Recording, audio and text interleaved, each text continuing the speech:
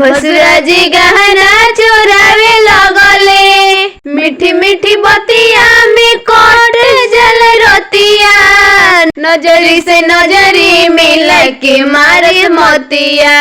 मीठी मीठी बतिया में कोट जल रोतिया, नजरी से नजरी मिला के मारस मोतिया। भसुराया वारा लागे लाना माड़ो में न लावे, भसुराया वारा लागे लहंगा नाड़ो में न लावे। अरे धीरे धीरे आवेला मड़ के भसुरावा, दिलिया के हरवा चोरावे लगले। धीरे धीरे आवेला दीदी के भसुरा, दीदिया के हरवा चोरावे लगले। चोराई के हरवाई जात लेवेले, चोराई के हरवाई जात लेवेले।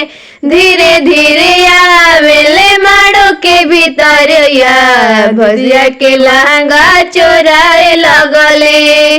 धीरे धीरे आवेले माड़ो के भीतरिया, दीदिया के लहंगा चोरावे लगले। मड़वा में भसुर बैठेले लुकाई के, मड़वा में भसुर बैठेले लुकाई के। चुमुक जैसे रहे अपना दीदी से चिपक के, चुमुक जैसे रहे अपना दीदी से चिपक के। अरे धीरे धीरे आवेले माड़ो के भीतरिया, सब इज्जतिया गवा लिहले। धीरे धीरे आवेले माड़ो के भीतरिया, सब इज्जतिया गवा लिहले। कोही का बात हम अपना भसुर के, माड़ो से ले गईले गहना चोराई के।